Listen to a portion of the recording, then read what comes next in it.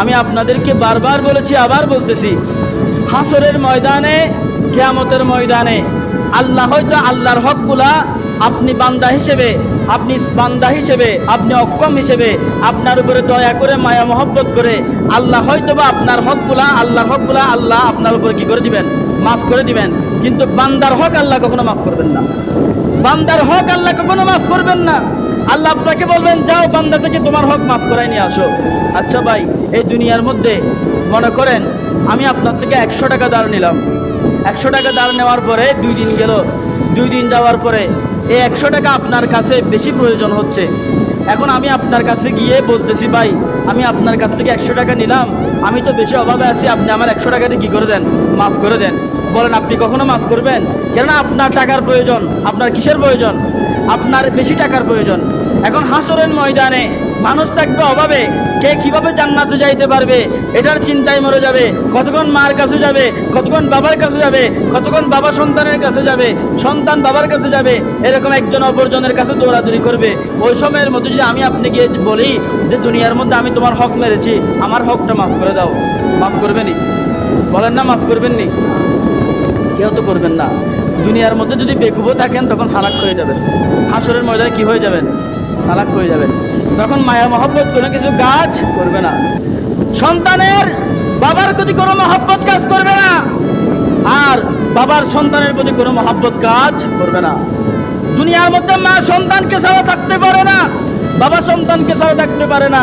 সন্তান রাত্রে যতক্ষণ ঘরে না আসে, মা বাবা হাত পেতে বসে থাকে, কখন আমার সন্তান ঘরে আসবে, আমার সন্তান এতক্ষণ দেরি করতেছে কেন, আমার সন্তান ঘরে আসতেছে না কেন, কত চিন্তা করে। হাসরের ময়দানে কোনো মা বাবা সন্তানের জন্য কোনো চিন্তা করবে না, কেউ কারোর জন্য চিন্তা করবে না। হ্যাঁ, যদি আপনার সন্তানটা আওলাদে সলে হয়, আপনার সন্তানটা যদি নেককার সন্তান হয়, আপনার পিতামাতা যদি নেককার পিতামাতা হয়, তাহলে হাসরের ময়দানে আপনাকে ছাড়া জান্নাতে যাবে না। বড় করে বলেন সুবহানাল্লাহ। আরো বড় করে বলেন। আপনার নেককার এবং বদকারের মধ্যে পার্থক্য আছে। তো যেখানে দুনিয়ার মধ্যে আমি আপনার হক মাফ করতেছি না, হাসরের ময়দানে কিভাবে মাফ করব? দেখেন, গরু, ছাগল, মহিষ, ভেড়া এগুলো হচ্ছে আপনার পোষা প্রাণী। বন্য প্রাণী হলে এক কথা, বন্য প্রাণী এসে খেয়েছে চলে গিয়েছে, এটা হচ্ছে মাফ। এটা তার সে অবলা প্রাণী বা কারো অধীনে নাই, তাহলে সে খেয়ে চলে গেছে, এটা মাফ। কিন্তু আপনার অধীনস্থ একটা প্রাণী এসে যখন আমার ক্ষেতের মধ্যে মুখ দিবে বা আপনার ক্ষেত ধ্বংস করবে, ক্ষেত খামার খেয়ে ফেলবে, তখন ওই প্রাণী যতগুলো খেয়েছে ততগুলো গুনার ভার আপনার উপরে যাবে, ততগুলো গুনার ভার কার উপরে যাবে? আপনার উপরে যাবে। কেন যাবে? কারণ এটা আপনার পোষা প্রাণী। আপনার অধীনস্থ প্রাণীকে আপনি রক্ষা করতে পারলেন না, আপনার অধীনস্থ প্রাণীকে আপনি কন্ট্রোল করতে পারলেন না। তদ্রূপ দুনিয়ার মধ্যে কোনো সন্তান যদি বেপরোয়া চলাফেরা করে, দুনিয়ার মধ্যে কোনো সন্তান যদি ফতেঘাটে মাস্তানি করে, ফতেঘাটে জুয়া খেলে, গাঁজা খায়, ফতেঘাটে এসে হেঁটে মদ খায়, ওই সন্তানের গুনার ভার মা বাবার উপরে যাবে। কেন যাবে? কেননা মা বাবা তাকে কেন কন্ট্রোল করতে পারলো না, ছোটবেলা থেকে কেন সুশিক্ষা দিতে পারলো না, এই জন্য একটা বার গুনার বার ওই মা বাবার উপরে যাবে। দুনিয়ার মধ্যে যত খুন খারাপি হচ্ছে, একবার খুন খারাপির গুনাহ ওই কাবিলের উপরে যাবে, যে কাবিল দুনিয়ার মধ্যে প্রথম ষড়যন্ত্র, খুন খারাপি, সন্ত্রাসী, বদমাশি উদ্বোধন করেছে। সব কিছু একবার যাবে। সুতরাং আপনার গরু ছাগলের কারণে আপনি কেন গুনাহগার হবেন? আপনার গরু ছাগলের কারণে আপনি কেন গুনাহগার হবেন বলেন আমাকে? আমি আপনাদেরকে বারবার বলেছি, আবার বলতেছি, হাসরের ময়দানে, কিয়ামতের ময়দানে আল্লাহ হয়তো আল্লাহর হকগুলা আপনি বান্দা হিসেবে, আপনি অক্ষম হিসেবে আপনার উপরে দয়া করে মায়া মহব্বত করে আল্লাহ হয়তো বা আল্লাহর হকগুলা আল্লাহ আপনার উপরে কি করে দিবেন, মাফ করে দিবেন। কিন্তু বান্দার হক আল্লাহ কখনো মাফ করবেন না। বান্দার হক আল্লাহ কখনো মাফ করবেন না। আল্লাহ আপনাকে বলবেন, যাও বান্দা থেকে তোমার হক মাফ করাই নিয়ে আসো। আচ্ছা ভাই, এই দুনিয়ার মধ্যে মনে করেন আমি আপনার থেকে 100 টাকা ধার নিলাম। 100 টাকা ধার নেওয়ার পরে 2 দিন গেল, 2 দিন যাওয়ার পরে এই 100 টাকা আপনার কাছে বেশি প্রয়োজন হচ্ছে। এখন আমি আপনার কাছে গিয়ে বলতেছি, ভাই আমি আপনার কাছ থেকে 100 টাকা নিলাম, আমি তো বেশি অভাবে আছি, আপনি আমার 100 টাকাতে কী করে দেন, মাফ করে দেন। বলেন আপনি কখনো মাফ করবেন? কেননা আপনার টাকার প্রয়োজন। আপনার কিসের প্রয়োজন? আপনার বেশি টাকার প্রয়োজন। এখন হাসরের ময়দানে মানুষ থাকবে অভাবে, কে কিভাবে জান্নাতে যাইতে পারবে এটার চিন্তায় মরে যাবে। কতক্ষণ মার কাছে যাবে, কতক্ষণ বাবার কাছে যাবে, কতক্ষণ বাবা সন্তানের কাছে যাবে, সন্তান বাবার কাছে যাবে, এরকম একজন অপরজনের কাছে দৌড়াদৌড়ি করবে। ওই সময়ের মধ্যে যদি আমি আপনি গিয়ে বলি যে দুনিয়ার মধ্যে আমি তোমার হক মেরেছি, আমার হকটা মাফ করে দাও, মাফ করবেনি? বলেন না মাফ করবেননি? কেউ তো করবেন না। দুনিয়ার মধ্যে যদি বেকুবও থাকেন তখন সালাক হয়ে যাবেন, হাসরের ময়দানে কি হয়ে যাবেন? সালাক হয়ে যাবেন। তখন মায়া মহব্বত কোনো কিছু কাজ করবে না। সন্তানের বাবার প্রতি কোনো মহব্বত কাজ করবে না, আর বাবার সন্তানের প্রতি কোনো মহব্বত কাজ করবে না। দুনিয়ার মধ্যে মা সন্তানকে ছাড়া থাকতে পারে না, বাবা সন্তানকে ছাড়া থাকতে পারে না। সন্তান রাত্রে যতক্ষণ ঘরে না আসে, মা বাবা হাত পেতে বসে থাকে, কখন আমার সন্তান ঘরে আসবে, আমার সন্তান এতক্ষণ দেরি করতেছে কেন, আমার সন্তান ঘরে আসতেছে না কেন, কত চিন্তা করে। হাসরের ময়দানে কোনো মা বাবা সন্তানের জন্য করে চিন্তা করবে না, কেউ কারোর জন্য চিন্তা করবে না। হ্যাঁ, যদি আপনার সন্তানটা আওলাদে সলে হয়, আপনার সন্তানটা যদি নেককার সন্তান হয়, আপনার পিতামাতা যদি নেককার পিতামাতা হয়, তাহলে হাসরের ময়দানে আপনাকে ছাড়া জান্নাতে যাবে না। বড় করে বলেন সুবহানাল্লাহ, আরো বড় করে বলেন। আপনার নেককার এবং বদকারের মধ্যে পার্থক্য আছে। তো যেখানে দুনিয়ার মধ্যে আমি আপনার হক মাফ করতেছি না, হাসরের ময়দানে কিভাবে মাফ করব? দেখেন, গরু, ছাগল, মহিষ, বেড়া এগুলো হচ্ছে আপনার পোষা প্রাণী। বন্য প্রাণী হলে এক কথা, বন্য প্রাণী এসে খেয়েছে চলে গিয়েছে, এটা হচ্ছে মাফ। এটা তার সে অবলা প্রাণী বা কারো অধীনে নাই, তাহলে সে খেয়ে চলে গেছে, এটা মাফ। কিন্তু আপনার অধীনস্থ একটা প্রাণী এসে যখন আমার ক্ষেতের মধ্যে মুখ দিবে বা আপনার ক্ষেত ধ্বংস করবে, ক্ষেত খামার খেয়ে ফেলবে, তখন ওই প্রাণী যতগুলো খেয়েছে ততগুলো গুনার ভার আপনার উপরে যাবে, ততগুলো গুনার ভার কার উপরে যাবে? আপনার উপরে যাবে। কেন যাবে? কারণ এটা আপনার পোষা প্রাণী। আপনার অধীনস্থ প্রাণীকে আপনি রক্ষা করতে পারলেন না, আপনার অধীনস্থ প্রাণীকে আপনি কন্ট্রোল করতে পারলেন না। তদ্রূপ দুনিয়ার মধ্যে কোনো সন্তান যদি বেপরোয়া চলাফেরা করে, দুনিয়ার মধ্যে কোনো সন্তান যদি পথঘাটে মাস্তানি করে, পথঘাটে জুয়া খেলে, গাঁজা খায়, পথঘাটে এসে হেঁটে মদ খায়, ওই সন্তানের গুনার ভার মা বাবার উপরে যাবে। কেন যাবে? কেননা মা বাবা তাকে কেন কন্ট্রোল করতে পারলো না, ছোটবেলা থেকে কেন সুশিক্ষা দিতে পারলো না, এই জন্য একটা বার গুনার বার ওই মা বাবার উপরে যাবে। দুনিয়ার মধ্যে যত খুন খারাপি হচ্ছে, এক ভাগ খুন খারাপির গুনাহ ওই কাবিলের উপরে যাবে, যে কাবিল দুনিয়ার মধ্যে প্রথম ষড়যন্ত্র, খুন খারাপি, সন্ত্রাসী, বদমাশি উদ্বোধন করেছে। সব কিছু এক ভাগ যাবে। সুতরাং আপনার গরু ছাগলের কারণে আপনি কেন গুনাহগার হবেন? আপনার গরু ছাগলের কারণে আপনি কেন গুনাহগার হবেন বলেন আমাকে? আমি আপনাদেরকে বারবার বলেছি, আবার বলতেছি, হাসরের ময়দানে, কিয়ামতের ময়দানে আল্লাহ হয়তো আল্লাহর হকগুলা আপনি বান্দা হিসেবে, আপনি অক্ষম হিসেবে, আপনার উপরে দয়া করে মায়া মহব্বত করে আল্লাহ হয়তো বা আপনার হকগুলা, আল্লাহর হকগুলা আল্লাহ আপনার উপরে কি করে দিবেন? মাফ করে দিবেন। কিন্তু বান্দার হক আল্লাহ কখনো মাফ করবেন না, বান্দার হক আল্লাহ কখনো মাফ করবেন না। আল্লাহ আপনাকে বলবেন, যাও বান্দা থেকে তোমার হক মাফ করাই নিয়ে আসো। আচ্ছা ভাই, এই দুনিয়ার মধ্যে মনে করেন আমি আপনার থেকে 100 টাকা ধার নিলাম, 100 টাকা ধার নেওয়ার পরে 2 দিন গেল, 2 দিন যাওয়ার পরে এই 100 টাকা আপনার কাছে বেশি প্রয়োজন হচ্ছে।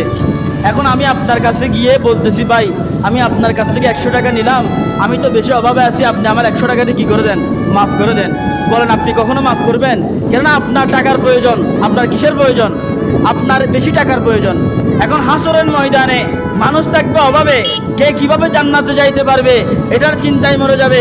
কতক্ষণ মার কাছে যাবে, কতক্ষণ বাবার কাছে যাবে, কতক্ষণ বাবা সন্তানের কাছে যাবে, সন্তান বাবার কাছে যাবে, এরকম একজন অপরজনের কাছে দৌড়াদৌড়ি করবে। ওই সময়ের মধ্যে যদি আমি আপনি গিয়ে বলি যে দুনিয়ার মধ্যে আমি তোমার হক মেরেছি, আমার হকটা মাফ করে দাও, মাফ করবেনি? বলেন না মাফ করবেননি? কেউ তো করবেন না। দুনিয়ার মধ্যে যদি বেকুবও থাকেন তখন সালাক হয়ে যাবেন, হাসরের ময়দানে কি হয়ে যাবেন? সালাক হয়ে যাবেন। তখন মায়া মহব্বত কোনো কিছু কাজ করবে না। সন্তানের বাবার প্রতি কোনো মহব্বত কাজ করবে না, আর বাবার সন্তানের প্রতি কোনো মহব্বত কাজ করবে না। দুনিয়ার মধ্যে মা সন্তানকে ছাড়া থাকতে পারে না, বাবা সন্তানকে ছাড়া থাকতে পারে না। সন্তান রাত্রে যতক্ষণ ঘরে না আসে, মা বাবা হাত পেতে বসে থাকে, কখন আমার সন্তান ঘরে আসবে, আমার সন্তান এতক্ষণ দেরি করতেছে কেন, আমার সন্তান ঘরে আসতেছে না কেন, কত চিন্তা করে। হাসরের ময়দানে কোনো মা বাবা সন্তানের জন্য কোনো চিন্তা করবে না, কেউ কারোর জন্য চিন্তা করবে না। হ্যাঁ, যদি আপনার সন্তানটা আওলাদে সলে হয়, আপনার সন্তানটা যদি নেককার সন্তান হয়, আপনার পিতামাতা যদি নেককার পিতামাতা হয়, তাহলে হাসরের ময়দানে আপনাকে ছাড়া জান্নাতে যাবে না। বড় করে বলেন সুবহানাল্লাহ। আরো বড় করে বলেন। আপনার নেককার এবং বদকারের মধ্যে পার্থক্য আছে। তো যেখানে দুনিয়ার মধ্যে আমি আপনার হক মাফ করতেছি না, হাসরের ময়দানে কিভাবে মাফ করব? দেখেন, গরু, ছাগল, মহিষ, ভেড়া এগুলো হচ্ছে আপনার পোষা প্রাণী। বন্য প্রাণী হলে এক কথা, বন্য প্রাণী এসে খেয়েছে চলে গিয়েছে, এটা হচ্ছে মাপ। এটা তার সে অবলা প্রাণী বা কারো অধীনে নাই, তাহলে সে খেয়ে চলে গেছে, এটা মাপ। কিন্তু আপনার অধীনস্থ একটা প্রাণী এসে যখন আমার ক্ষেতের মধ্যে মুখ দিবে বা আপনার ক্ষেত ধ্বংস করবে, ক্ষেত খামার খেয়ে ফেলবে, তখন ওই প্রাণী যতগুলো খেয়েছে ততগুলো গুনার ভার আপনার উপরে যাবে। ততগুলো গুনার ভার কার উপরে যাবে? আপনার উপরে যাবে। কেন যাবে? কারণ এটা আপনার পোষা প্রাণী। আপনার অধীনস্থ প্রাণীকে আপনি রক্ষা করতে পারলেন না, আপনার অধীনস্থ প্রাণীকে আপনি কন্ট্রোল করতে পারলেন না। তদ্রূপ দুনিয়ার মধ্যে কোনো সন্তান যদি বেপরোয়া চলাফেরা করে, দুনিয়ার মধ্যে কোনো সন্তান যদি ফতেঘাটে মাস্তানি করে, ফতেঘাটে জুয়া খেলে, গাঁজা খায়, ফতেঘাটে এসে হেঁটে মদ খায়, ওই সন্তানের গুনার বার মা বাবার উপরে যাবে। কেন যাবে? কেননা মা বাবা তাকে কেন কন্ট্রোল করতে পারলো না, ছোটবেলা থেকে কেন সুশিক্ষা দিতে পারলো না, এই জন্য একটা বার গুনার বার ওই মা বাবার উপরে যাবে। দুনিয়ার মধ্যে যত খুন খারাপি হচ্ছে, একবার খুন খারাপির গুনাহ ওই কাবিলের উপরে যাবে, যে কাবিল দুনিয়ার মধ্যে প্রথম ষড়যন্ত্র, খুন খারাপি, সন্ত্রাসী, বদমাশি উদ্বোধন করেছে। সব কিছু একবার যাবে। সুতরাং আপনার গরু ছাগলের কারণে আপনি কেন গুনাহগার হবেন? আপনার গরু ছাগলের কারণে আপনি কেন গুনাহগার হবেন বলেন আমাকে?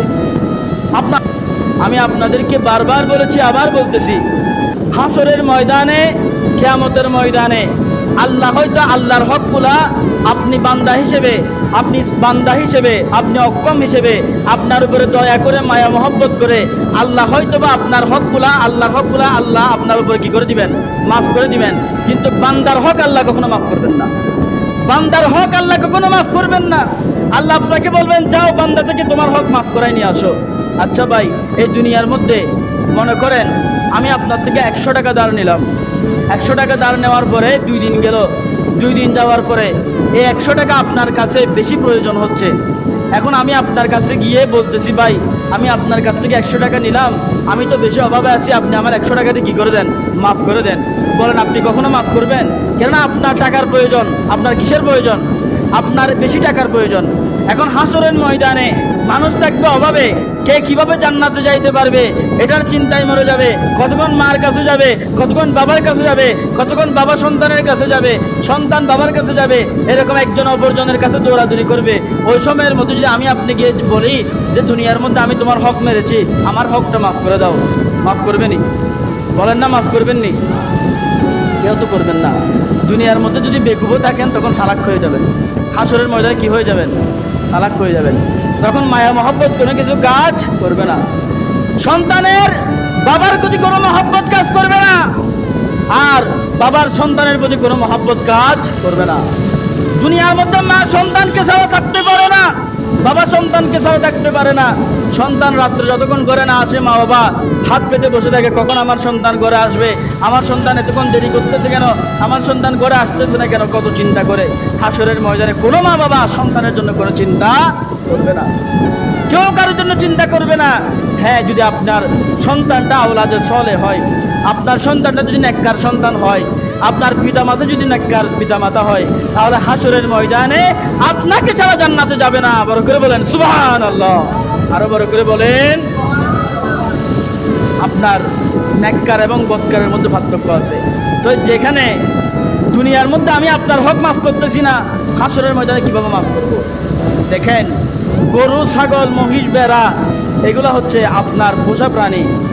বন্য প্রাণী হলে এক কথা, বন্য প্রাণী এসে খেয়েছে চলে গিয়েছে, এটা হচ্ছে মাপ। এটা তার সে অবলা প্রাণী বা কারো অধীনে নাই, তাহলে সে খেয়ে চলে গেছে, এটা মাপ। কিন্তু আপনার অধীনস্থ একটা প্রাণী এসে যখন আমার ক্ষেতের মধ্যে মুখ দিবে বা আপনার ক্ষেত ধ্বংস করবে, ক্ষেত খামার খেয়ে ফেলবে, তখন ওই প্রাণী যতগুলো খেয়েছে ততগুলো গুনার ভার আপনার উপরে যাবে। ততগুলো গুনার ভার কার উপরে যাবে? আপনার উপরে যাবে। কেন যাবে? কারণ এটা আপনার পোষা প্রাণী। আপনার অধীনস্থ প্রাণীকে আপনি রক্ষা করতে পারলেন না, আপনার অধীনস্থ প্রাণীকে আপনি কন্ট্রোল করতে পারলেন না। তদ্রূপ দুনিয়ার মধ্যে কোনো সন্তান যদি বেপরোয়া চলাফেরা করে, দুনিয়ার মধ্যে কোনো সন্তান যদি ফতেগারে মাস্তানি করে, ফতেগারে জুয়া খেলে, গাঁজা খায়, ফতেগারে এসে হেঁটে হেঁটে মদ খায়, ওই সন্তানের গুনার বার মা বাবার উপরে যাবে। কেন যাবে? কেননা মা বাবা তাকে কেন কন্ট্রোল করতে পারলো না, ছোটবেলা থেকে কেন সুশিক্ষা দিতে পারলো না, এই জন্য একটা বার গুনার বার ওই মা বাবার উপরে যাবে। দুনিয়ার মধ্যে যত খুন খারাপি হচ্ছে, এক ভাগ খুন খারাপির গুনাহ ওই কাবিলের উপরে যাবে, যে কাবিল দুনিয়ার মধ্যে প্রথম ষড়যন্ত্র, খুন খারাপি, সন্ত্রাসী, বদমাশি উদ্বোধন করেছে। সব কিছু এক ভাগ যাবে। সুতরাং আপনার গরু ছাগলের কারণে আপনি কেন গুনাহগার হবেন? আপনার গরু ছাগলের কারণে আপনি কেন গুনাহগার হবেন বলেন আমাকে?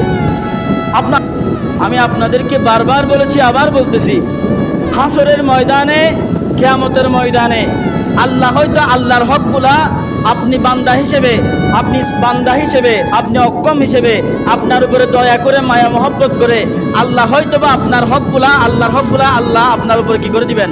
মাফ করে দিবেন। কিন্তু বান্দার হক আল্লাহ কখনো মাফ করবেন না।